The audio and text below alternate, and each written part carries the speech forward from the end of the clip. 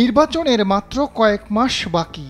এই সময়ে উপদেষ্টাদের বিরুদ্ধে গুরুতর অভিযোগ তুলেছেন জামায়াত ও এনসিপির নেতারা, যা নিয়ে রাজনৈতিক মহলে তোলপাড় চলছে।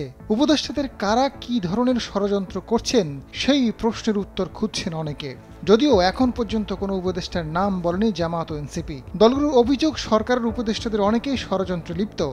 তাদের কারণে সরকারের ভাবমূর্তি ক্ষুণ্ণ হচ্ছে, এমন উপদেষ্টারা সেফ এক্সিটের কথা ভাবছেন। সম্প্রতি এনসিপির আহ্বায়ক নাহিদ ইসলাম বলেছেন, উপদেষ্টাদের অনেকেই বিভিন্ন রাজনৈতিক দলের সঙ্গে লিয়াজো করে ফেলেছে, তারা নিজেদের সেফ এক্সিটের কথা ভাবছেন। উপদেষ্টাদের কারা সেফ এক্সিট খুঁজছেন তাদের নামও প্রয়োজনে প্রকাশ করে দেবেন।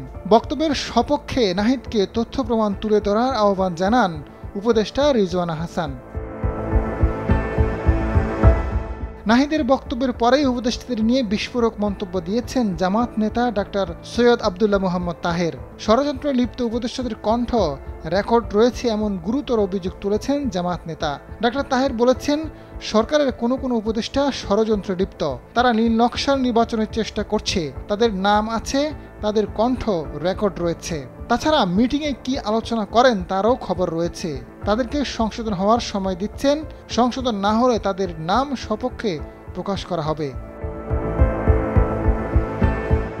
সর্বশেষ বিএনপিও কয়েকজন উপদেষ্টার ভূমিকা নিয়ে প্রশ্ন তুলেছে। অন্তর্বর্তী সরকারের কিছু উপদেষ্টার বক্তব্য, তৎপরতা ও কার্যক্রমে সরকারের নিরপেক্ষতা ক্ষুণ্ণ হচ্ছে বলে মত দেন স্থায়ী কমিটির সদস্যরা। প্রশাসনে গুরুত্বপূর্ণ পদে রদবদল, পদায়ন নিয়ে কিছু উপদেষ্টা পক্ষপাতমূলক আচরণ করছে বলেও অভিযোগ বিএনপির।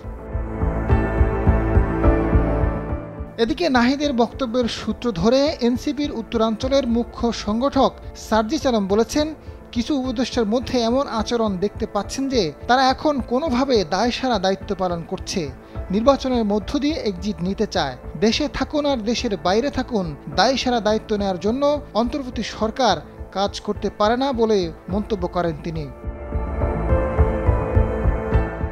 রাজনৈতিক বিশ্লেষকরা বলছেন, সরকার গঠনে অভিযোগ তোলা দলগুলোই ভূমিকা রেখেছে, প্রত্যক্ষ পরোক্ষভাবে সরকার পরিচালনা সহায়তা করছে তারা। এ অবস্থায় সরকারের উপদেষ্টাদের নিয়ে তারাই প্রশ্ন তুলছেন, যা নিয়ে ধূম্রজাল তৈরি হয়েছে।